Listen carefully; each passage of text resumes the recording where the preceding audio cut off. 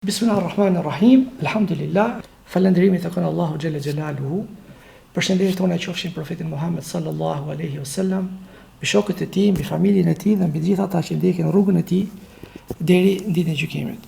Sot me lejen e Zotit inshallah, filloj një seri të re ligjëratash mbi shkencën e akides, shkencën e besimit ose të kredos islame. Shkenca e akides normalisht është një nga shkencat më themelore në Islam, sepse ajo është baza mbi cilën ndërtohet çdo aspekt tjetër i fesë. Veprat, adhurimi, morali, spiritualiteti, madje edhe vetë mënyra se si njeriu kupton jetën, bëhen të sakta ose të shëndosha vetëm në momentin kur mbështeten mbi një besim të drejtë, dhe për këtë arsye Kurani ka kushtuar një vëmendje jashtëzakonisht të madhe çështjeve të besimit, kush është Allahu, pse jemi krijuar, cili është qëllimi i shpalljes, profecisë, adhurimit, jetës, vdekjes, botës tjetër etj. Dhe shkenca e akides ose e kredus synon të japë përgjigje këtyre pyetjeve themelore dhe të kultivojë te besimtari siguri, qartësi dhe një lidhje më të thellë me Allahun Xhelaluhu. Tashi akidja gjuhësisht rrjedh nga termi aqada.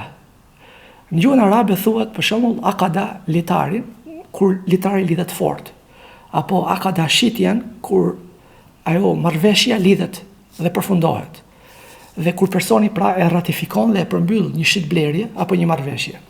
Dhe në arabisht kur dikush thot për shembull aqadtu këtë apo atë, do thotë se zemra e tij është e vendosur dhe është bërë e palëkundur në lidhje me një çështje specifike. Prandaj edhe termi akide apo itiqad, siç quhet në arabisht, sipas dietarëve musliman, përkufizohet si bindja e fortë, mbi të cilën zemra është e palëkundur, pa asnjë lëkundje apo dyshim.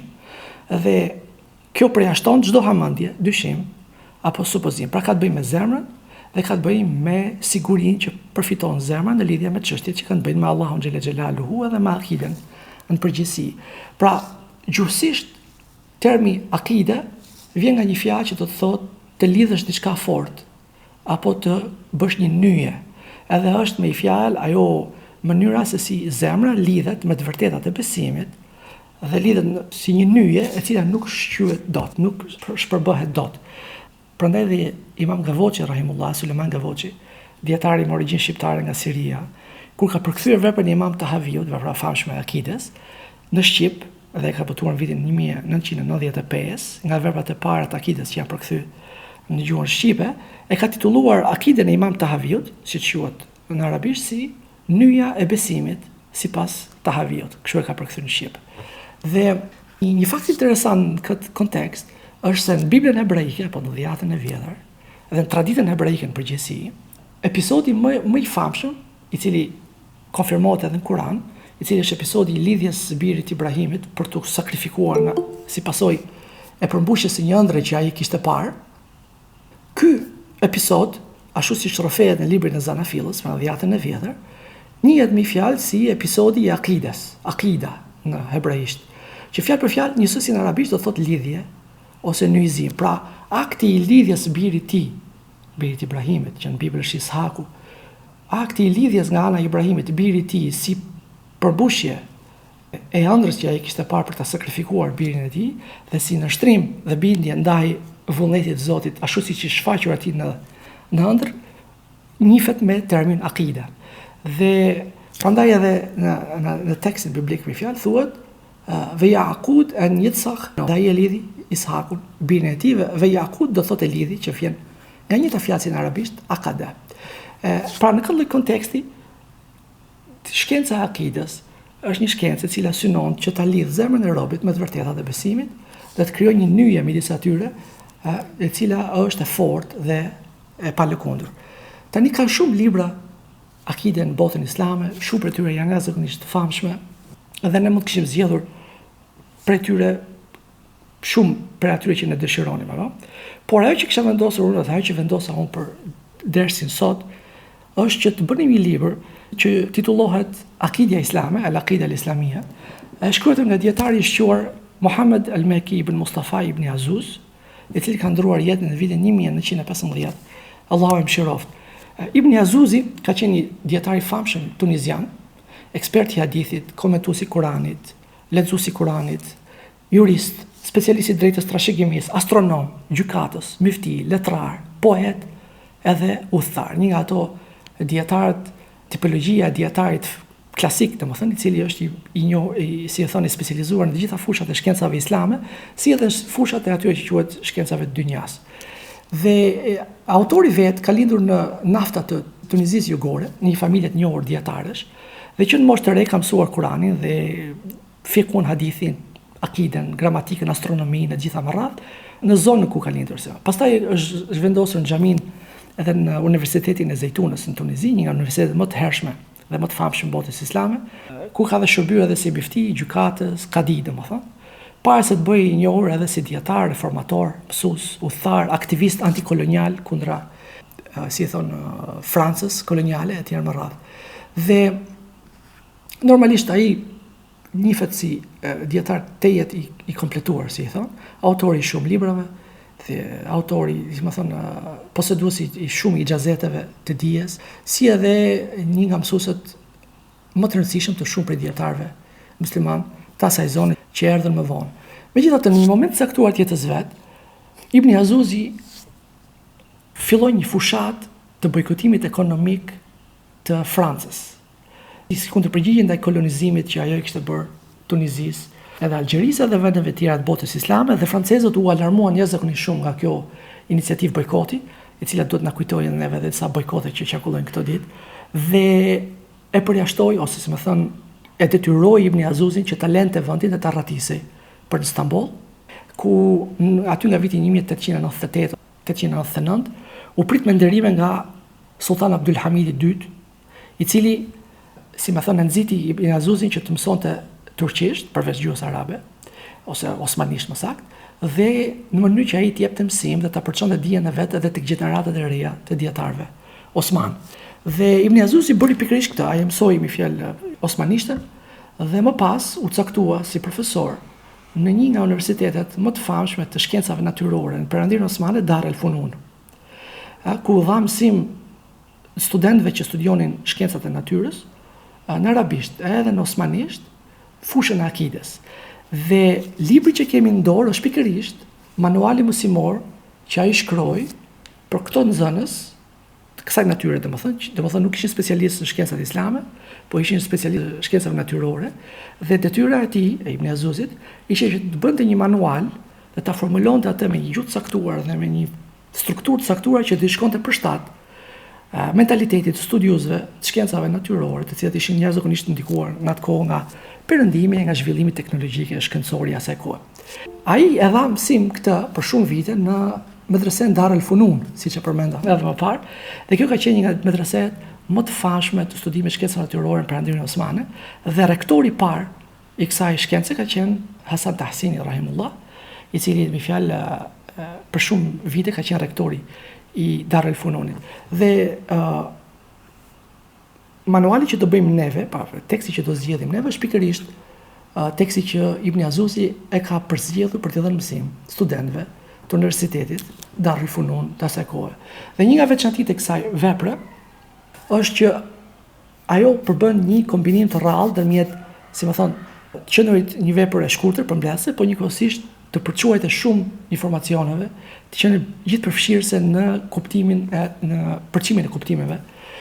Ka një qartësi pedagogjike jashtëzakonisht të mirë dhe të bukur, dhe një nga veçoritë e saj është se ndryshe nga vepra të tjera klasike të periudhave të mesjetës apo edhe më herët në shoqëritë islame, në këtë vepër Ibn Jauzi ka vendosur brenda analizave të temave të akides edhe tema dhe pyetje që kanë të bëjnë specifikisht me sfidat intelektuale moderne që hasnin studentët e shkencave të natyrës në Perëndirinë Osmane, apo edhe ato muslimanët të cilët nuk ishin në shkencat islame, të gjitha ato sfidat që ato hasnin në atë kohë. Dhe kjo e bën veprën jashtëzakonisht rëndësishme për ne, sepse sfidat intelektuale që përbënte moderniteti për ndërgjegjen e besimtarëve musliman janë, si më thënë, në një farë mënyre të ngjashme me ato që ne përjetojmë të gjithë në Shqipëri si pjesë e një bashkësie të cilë jeton një periudhë moderne, si thonë.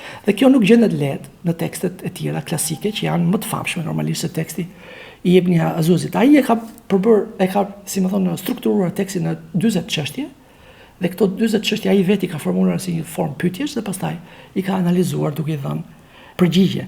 Dhe synimi kryesor, që ai edhe përmend përgjatë librit, synimi kryesor i tij ka qenë që të demonstronte harmoninë ndërmjet shpalljes dhe arsyes, duke këmbgulur se transmetimi autentik, intelekti shëndosh nuk bien kurrë kundërshtim real me njëri tjetrin.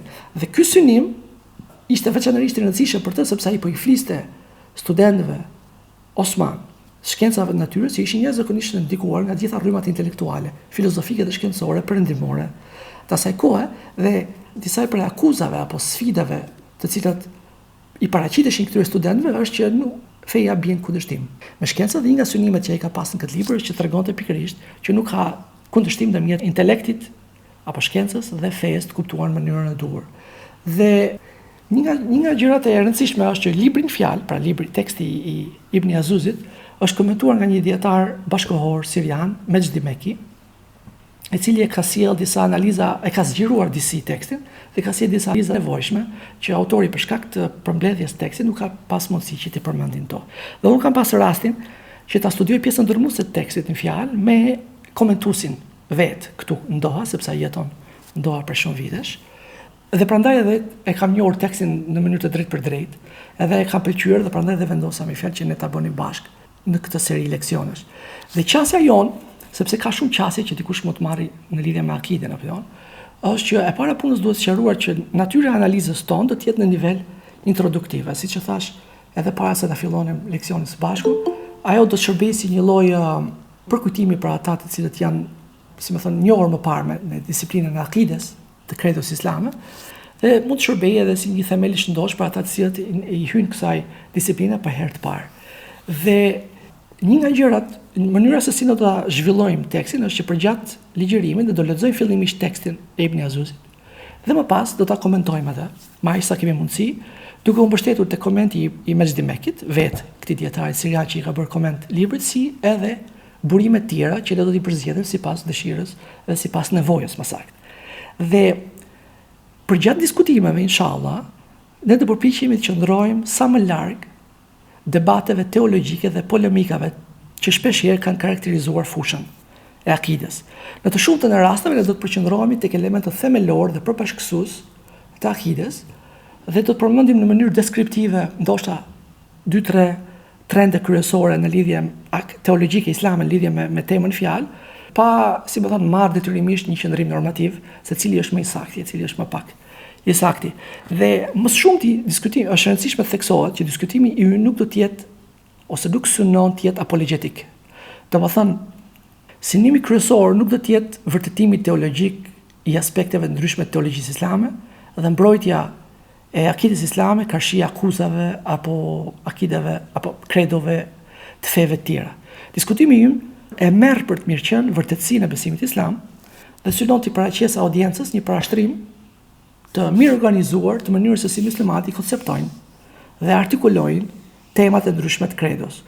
Pra, ne nisemi nga baza që, si më thonë, ato temat e akides islame janë të sakta dhe atë që synojmë tek lexuesi është që të tregojmë si konceptojnë muslimanët këto. Ndërkohë që ka dhe qasje tjera të cilat marrin, si më thonë, një pikë specifike të akides islame, dhe them kështu, do një diskutim teologjik që synon ta mbrojë të pikë të akides, ta vërtetoj ndaj kundërshtarëve apo atyre që ja refuzojnë atë.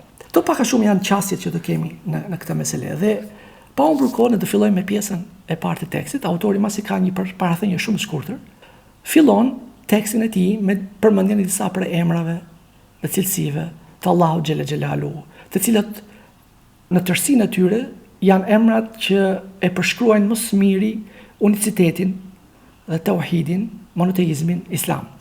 Dhe ne, inshallah, në këtë dersin e sotëm, do mundohemi t'i lexojmë këto emra që ai ka përzgjedhur, analizën e shkurtër që ai ka vendosur për secilin emër, dhe më pas t'i komentojmë deri diku, ai çik më gjerë me fjalë, kuptimin teologjik dhe bot kuptimin islam lidhje me këto element.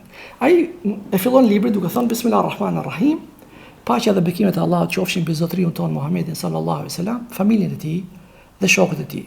Dhe thot synimi i kësaj risale, e kësaj eseje, është kur Allahu i madhëruar thot u dha vendeve Osmane lirin nga prangat e despotizmit dhe ngushtimi të dijes e të arsimit, zemrat e njerëzve u zgjeruan dhe u bashkuan në rrugën e përparimit dhe ngritjes së umetit.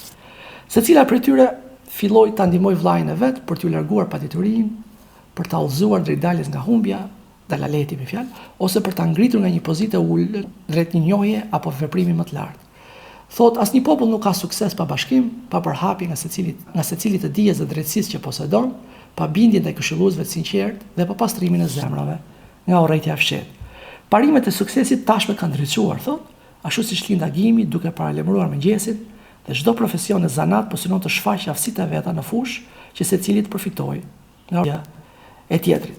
Mësimi i studentëve në shkolla ishte ndër gjërat e para të nevojshme për programin e reformimit të shtetit Osman flet, që ata të përgatiten për shërbimin e shtetit dhe kombit, të kuptuar atë që bëjnë dhe atë që lënë pa bërë.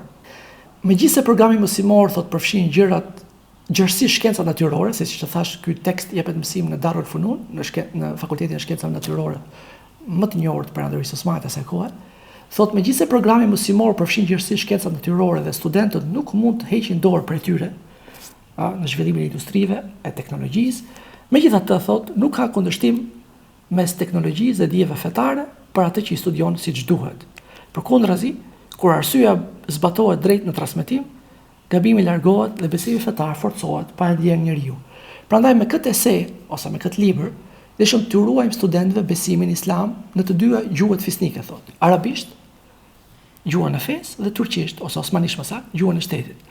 Në shumë pjesë të kësaj, thot, kemi sqaruar dyshimet dhe boshllëqet që mendohet se mund të nëptojnë besimin islam në mënyrë që të mos u mbasin dy virtyte. Virtyti i dijes, që largon ignorancën, dhe virtyti i kapjes fort pas lidhjes së sigurt të islamit, e cila garanton lumturinë e kësaj bote dhe botën tjetër, sepse Allahu xhelle xhelalu thot Kur'an, kush kërkon tjetër fe përveç islamit, ajo nuk do t'i pranohet dhe ai në botën tjetër do të jetë prej të humburve. Paqja qoftë mbi të dërguarin dhe falënderimi tek Allahu Zoti i botrave, dhe me këtë ai e mbyll parathënia. Dhe nga parathënia ti shef dy gjëra. Kjo, si po thon, në kohën që ai ka shkruar këtë parathënie, ka qenë koha e reformimit të Perandërisë Osmane, e modernizimit të Perandërisë Osmane, që nga reformat e Tanzimatit dhe më mbrapa, e deri tek kemi si këto, si më thon, reformimi i Perandërisë Osmane sipas modelit shtetit evropian dhe më radh. Fillim të kësaj reforme, Ibn Azuzi si dhe shumë dietarë tjerë musliman, dhe për këtë i përmend edhe Ali Korça, Hafiz Dalliu në veprat e veta, kanë qenë jashtëzakonisht pozitiv kashik këtyre reformave modernizuese, dhe më pas ata e panë që këto reforma jo vetëm dështuan, po u kthyen edhe si një lloj, si më thon, belaje dhe sprove, dhe sollën si përfundimin e kalifatit dhe shkatrimin e, si më thonë, rretheve dijes e më radh. Edhe Ibn Azuzi në momentin kur ka shkruar këtë parathënie ka qenë goxha pozitiv për këtë dritë e re që po hapet, për këtë agim i re që po vjen, për rritjen e dijes, për ngritjen e nivelit popullsisë e më radh. Dhe në pjesën e dytë të parathënies flet se si atij i është dhënë si detyrë, domethënë, që ta japi mësim akiden tek një nga shkollat më prestigjioze të shkencave të natyrës, dhe ka edhe sesionin kryesor të tij ka pas që t'i tregoj këtyre studentëve të shkencave natyrës, që ka qenë jashtëzakonisht influencuar nga rrymat filozofike dhe shkencore evropiane të asaj kohe, që nuk ka kundërshtim ndërmjet fesë dhe shkencës e para, dhe e dyta, nëse Islami mësohet ashtu siç duhet, atëherë ruhet edhe virtyti i dijes, edhe virtyti i kapjes lidhjes fort pas fesë. Dhe ai përmend se edhe diçka interesante që është edhe fakti që ai thotë është në dy gjuhë, në gjuhën osmane dhe në gjuhën arabe, më fjalë. Edhe ndonë se studentët e Darul Fununit nuk ishin studentë të shkencave islame, pra nuk ishin studentë të cilët të prodhonin ulema, klasë burokratike të ulemave të Perandërisë Osmane, gjithsesi mësimin që ky i ka dhënë atyre është në arabisht, edhe është teksti që do lexojmë neve, që do të thotë që ata e njihnin gjuhën arabe, më fjalë, pavarësisht se nuk ishin studentë të dedikuar në shkencat islame. Dhe kjo ka qenë, po flasim pothuajse nga fundi i Perandërisë Osmane, megjithatë studentët e ruanin këtë njohuri të shumë gjuhëve, persisht, arabisht, edhe osmanisht. Pastaj fillon tekstin drejt për drejt, dhe teksti fillon me ajetul Kursi, right? Me ajetin Kursi, i cili është një nga ajetet më të rëndësishme të Kuranit për sa i përket monoteizmit në Islam. E thot Allahu nuk ka zot tjetër përveç tij, i gjalli, i përjetshmi, atë nuk e kaplon as dremitja dhe as gjumi, apo jo? Allahu la ilaha illa hu el hayyul qayyum, etj me radhë. Dhe pasi përmend këtë, Ibn Azuzi thot, nuk ka Zot tjetër përveç Allahut të vetëm pa ortak, atij i përket sundimi dhe lavdia, dhe ai është i plotfuqishëm mbi çdo gjë. Ai është i përjetshëm, thot, qadim në arabisht, pa fillim në ekzistencën e tij dhe i amshushëm, pa fund në qëndrueshmërinë e tij. Pra që nuk do të zhduket në një kohë të caktuar. Është gjithnjë ekzistues. Dhe ky është teksti që fillon me Ajetul Kursi, me pjesën e parë të Ajetul Kursi. Allahu nuk ka Zot tjetër përveç tij, i gjalli, i përjetshëm. Atë nuk e kaplon as dremitja dhe as gjumi.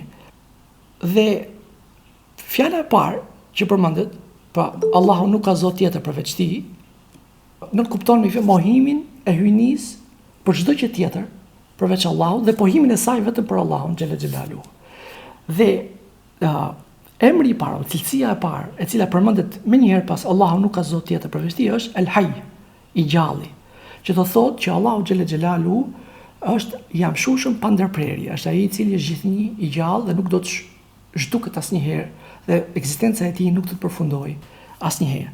Në këtë kontekst, për të dhënë një lloj shpjegimi pak më të gjatë të fjalës El Hayy, sepse edhe autori edhe komentuesi duke shkruar për një audiencë që e njeh arabishtën dhe i njeh këto terma, nuk e kanë analizuar shumë më gjerë këto çështje.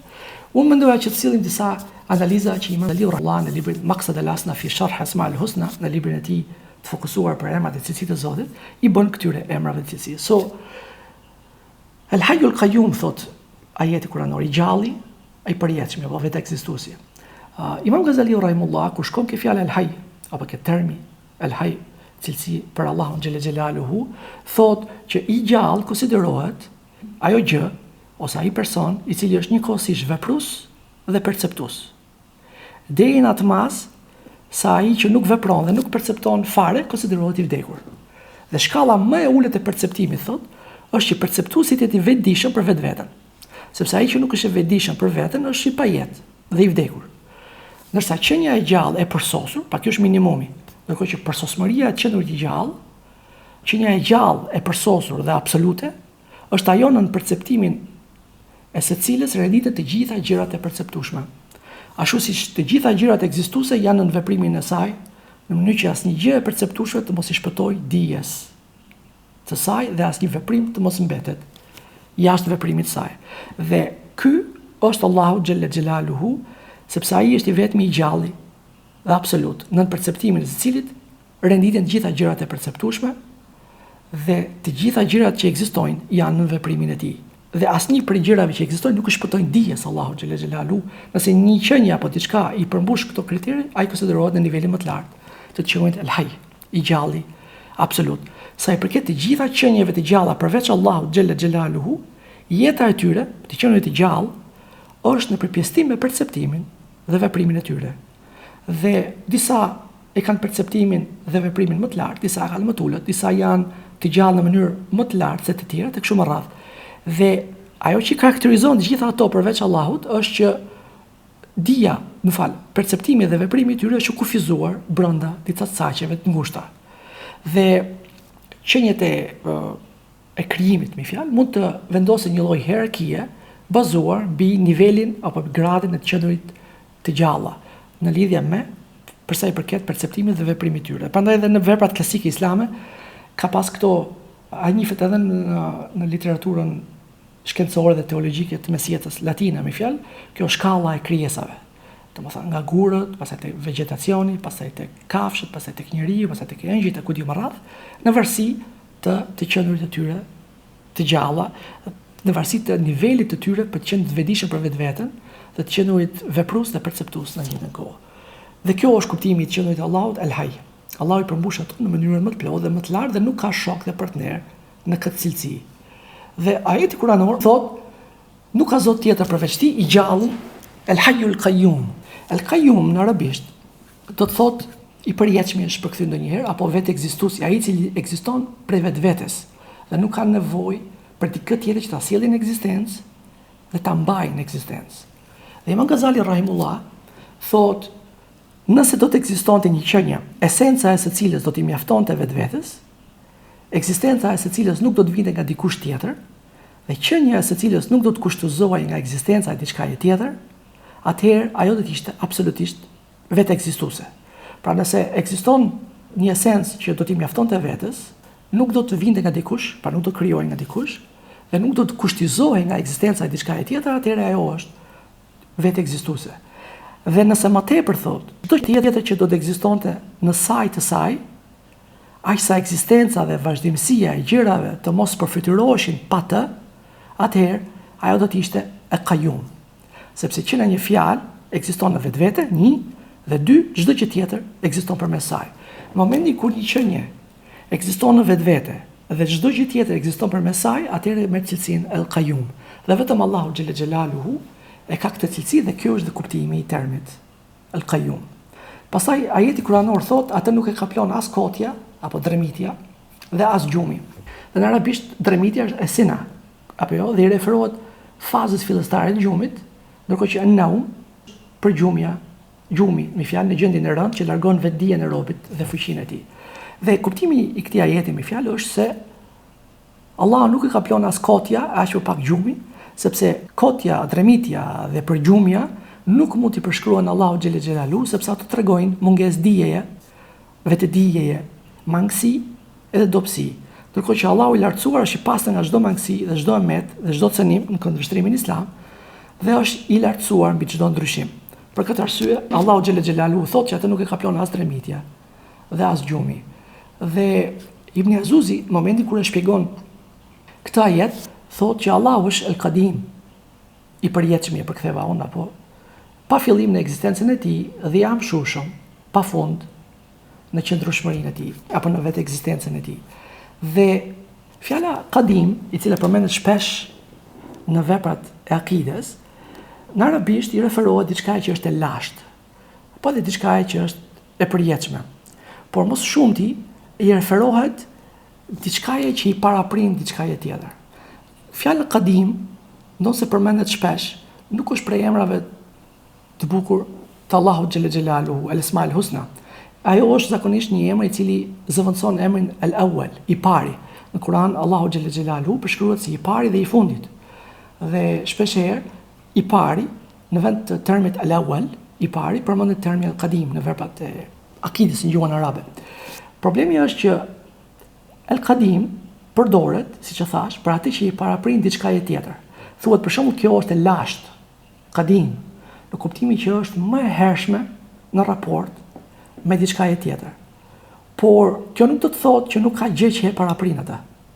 Kjo do të thotë që ajo është diçka që është më e hershme se diçka tjetër, por nuk përjashton mundësinë që diçka tjetër ta paraprijë atë. Prandaj edhe shumë prej dietarëve musliman ka thënë që ky term nuk mund t'i përshkruhet Allahu xhelle xhelaluhu, sepse nuk e heq të gjithë dyshimin që diçka tjetër mund të ekzistojë përpara tij.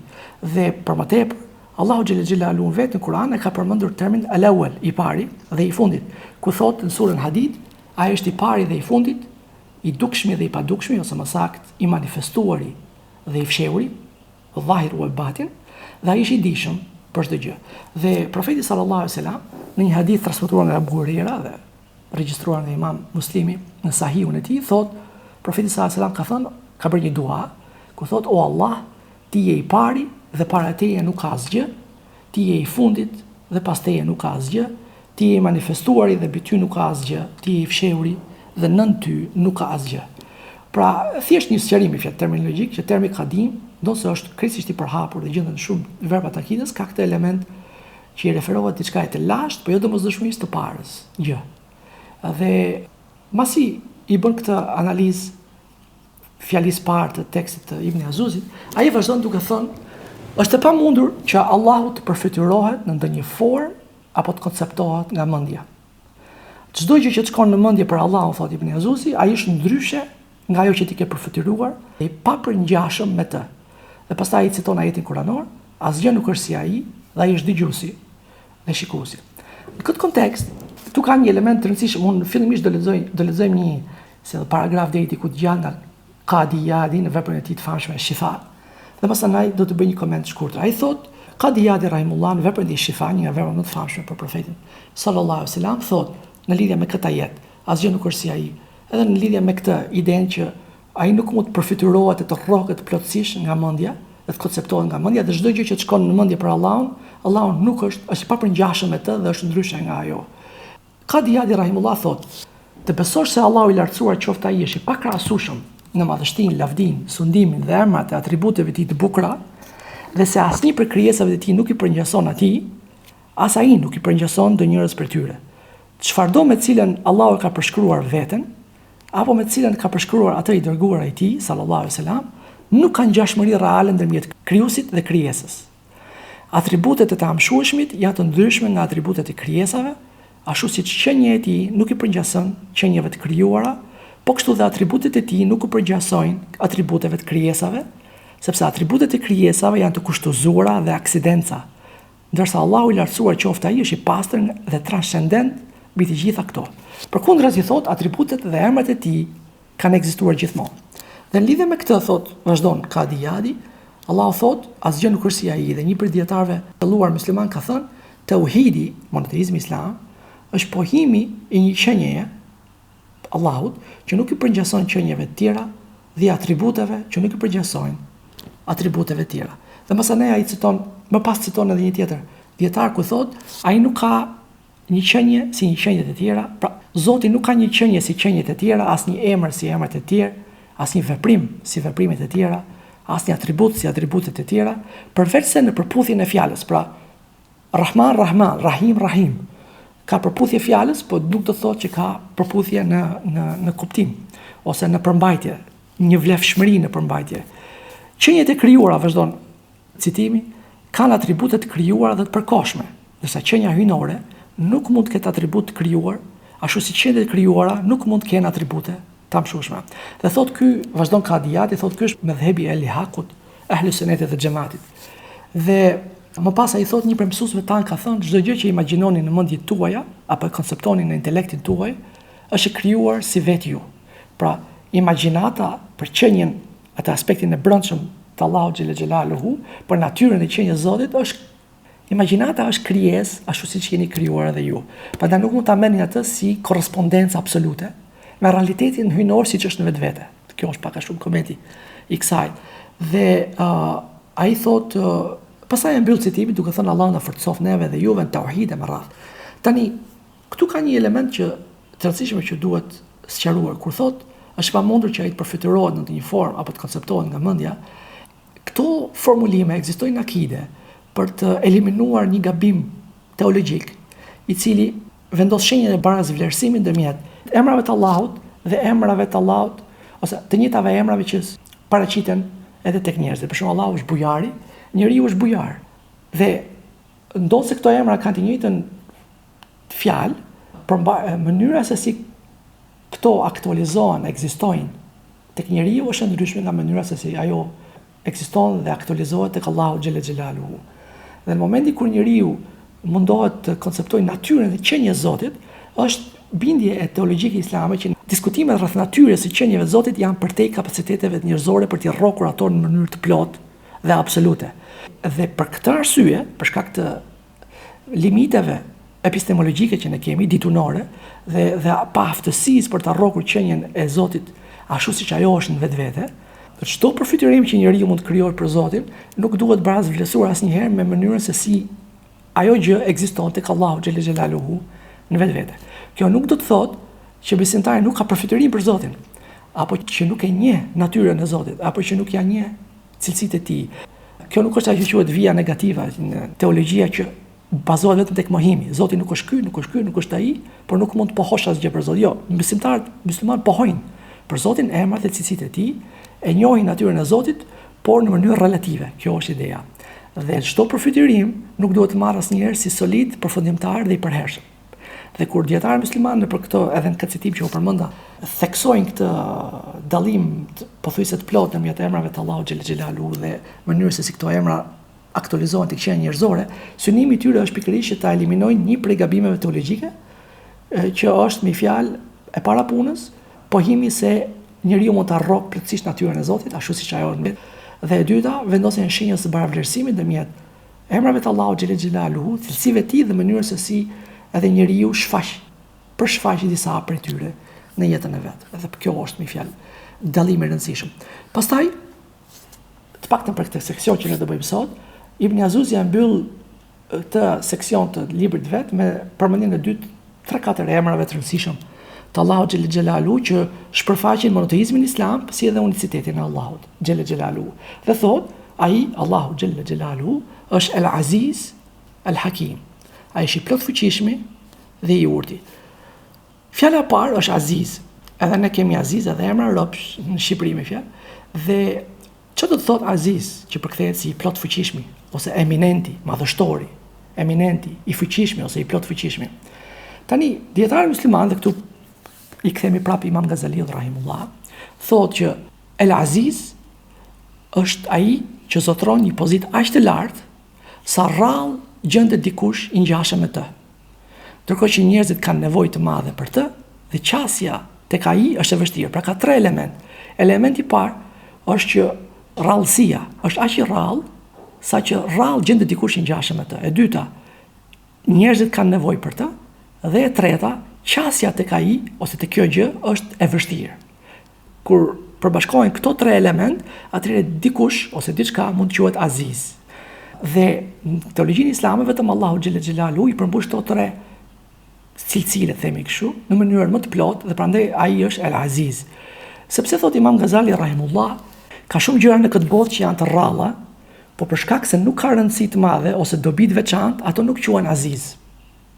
Po ashtu ka gjëra me vlerë të madhe dhe dobi të jashtëzakonshme, të cilave nuk u gjendet e barabartë, po përderisa arritja tek ato, aksesi tek ato është i lehtë, ato nuk përshkruhen si Aziz. Për shembull, thot Imam Ghazali, dielli dhe toka, për shembull, thot, janë të pashoq në llojin e tyre. Ai flet në një kohë dielli konsiderohet si unik, right? Akoma kishin zbuluar dijet e tjera në orbita të tjera. Thot, janë të pashoq në llojin e tyre. Dobia e tyre tek njerëzit është e madhe, nevoja për to është e madhe tek njerëzit. A quhen Aziz? Thot jo. Pse? Sepse aksesi tek to, shikimi i tyre, aksesi ndaj tyre nuk është e vështirë, është e lehtë për çdo njeri.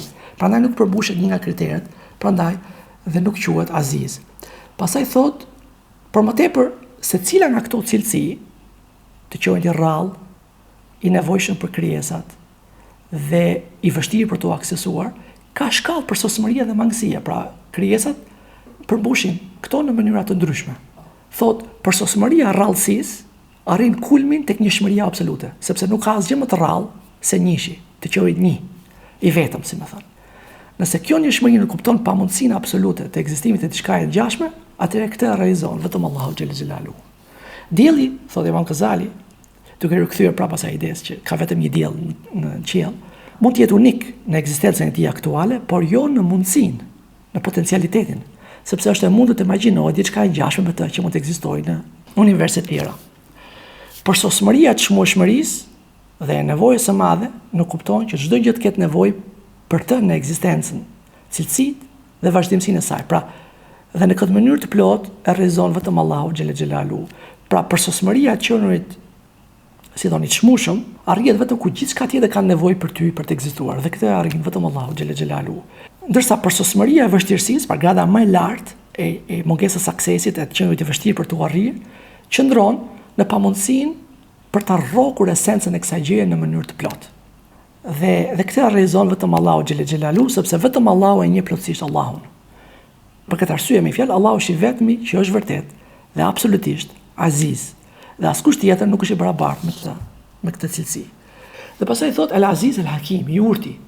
Dhe urtësia, vazhdon Imam Ghazali rahimullah në shpjegimin e tij, thot ka një përkufizim shumë interesant. Nga përkufizimi, si më thon, varet edhe mënyra se si kuptohet kjo cilësi tek Allahu xhel xhelalu. Thot, urtësia është njohja e gjërave më sublime përmes mënyrave më sublime të njohjes. Pa çfarë është urtësia?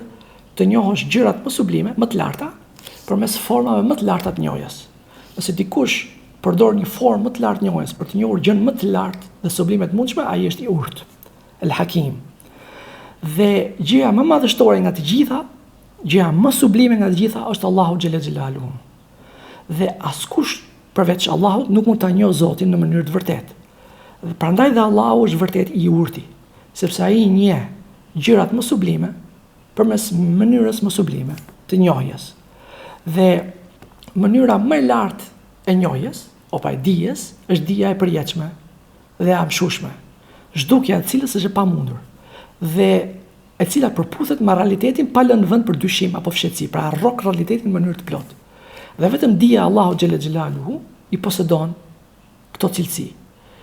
Prandaj, si më thënë edhe në përdorimin e përditshëm, flas në arabisht, ai që zotron mjeshtri në njohje dhe hollësive të zanatit vet, dhe është bërë i aftë në zanatin e vet duke njohur gjithë forma më të larta të njohjes dhe duke arritur gradë më të larta të subjektit që studion, ai quhet i urtë, hakim në arabisht, por përsosmëria e urtësisë takon vetëm Allahut xhella xhelalu, sepse vetëm ai njeh gjën më të lartë në mënyrën më sublime të njohjes. Dhe në këtë kontekst, Imam Ghazali rahimullah thot, ngre një çështje, a mundet dikush i cili nuk e njeh Allahun të quhet i urtë? Dhe thot, kushdo që njeh shumë gjëra, por nuk e njeh Allahun xhella xhelaluhu, nuk meriton të quhet i urtë, sepse ai nuk është duke njohur gjën më të lartë dhe më sublime të mundshme. Urtësia, siç e tha më parë, është forma më e lartë e dijes dhe njohja e gjës më të lartë përmes formës më të lartë dijes. Ndërsa madhështia e dijes varet nga madhështia e objektit saj. Dhe nuk ka asgjë më madhështore se Allahu xhella xhelaluhu. Për këtë arsye, kushdo që nuk e njeh Allahun nuk mund të quhet i urtë.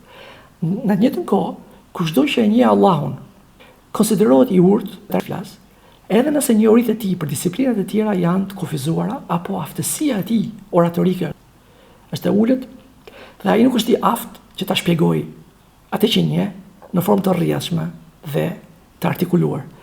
Ibn Qayyim rahimullah, një nga veprat e tij të famshme që është përkthyer në shqip, Ad-Da'i wad-Dawa, smundja dhe ilaçi, mos u gabofsh, është përkthyer. Thot, ka një pasazh shumë të shkurtër ku thotë që burimi i gjithë krijimit dhe burimi i gjithë urdhëresave të Zotit është i varur nga ato dy cilësi. El-Izza, aziz, fuqia, plot fuqishmëria dhe urtësia. Thot, plot fuqishmëria apo qendrit Izza o aziz është përsosmëria e fuqisë. Pra fuqia ka grada, përsosmëria e saj është Izza. Edhe ai që zotron atë është aziz. Ndërsa urtësia, thot, është përsosmëria e dijes. Edhe dija ka grada, dhe grada më e lartë e dijes, e njohjes, është urtësia. Me këto dy cilësi, thot Imam Ibn Qayyim al-Jauziyja, Allahu vendos çfarë të dojë, urdhëron dhe ndalon, shpërblen dhe ndëshkon. Prandaj këto dy cilësi janë burimi i krijimit dhe i urdhrit hyjnor. Pra, në këtë lloj konteksti, ti ke dijen e Zotit dhe fuqinë e Allahut xhella xhelalu si burimin e krijimit. Shkalla më e lartë e fuqisë është el-Izza. Edhe ai që e zotron atë është aziz, plot fuqishmëria. Shkalla më e lartë e dijes është hikma, është urtësia. Dhe përmes tyre Allahu vendos çfarë të dojë, urdhron, ndalon, shpërblen, ndëshkon. Dhe këto janë burimi i krijimit dhe i urdhrit të Allahut xhella xhelalu. Dy cilësi tjera që përmend Ibn Jauzi mas kësaj është al-Afu wal-Ghafur. Allahu është ai i cili shlyen gjunahet dhe i anashkalon ato. Po do ta shpjegoj më mirë. Thot, al-Afu është një nga cilësitë e Allahut xhella xhelaluhu, që do të thotë gjithfalsi, ai që fal dhe anashkalon gjunahun në kuptimin që e lë atë pa e marrë në konsiderat. Tashi, al-Afu në arabisht është ai që shlyen gjunahet. Është ai që i fshin gjunahet dhe i anashkalon veprat e mosbindjes. Dhe kuptimi i këtij emri është i afërt me kuptimin e Ghafur. Pra ne thot al-Afu wa Ghafur, sepse janë të ngjashëm në kuptimin që përçojnë, por kanë dallime të vogla. Termi al-Afu është më i lartë ose çik më ndryshe se termi Ghafur, sepse fjala Ghafur nuk kupton mbulimin e gjunahut. Do të thotë që Allahu xhella xhelalu në momentin kur dëshmon që një person ka bërë gjuna, ai e mbulon atë.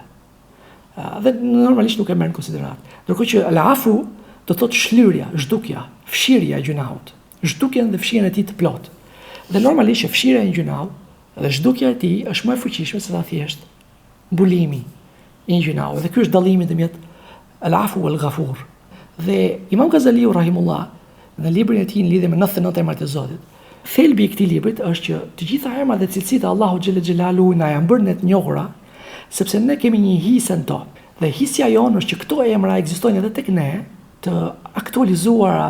Pra Allahu xhella xhelalu është falës, el-Afu wal-Ghafur, edhe njeriu mund të jetë falës, mund të jetë Afu wa Ghafur, në sensin që edhe njeriu mund të mbulojë tmetat e dikujt apo t'i fshihë ato, no?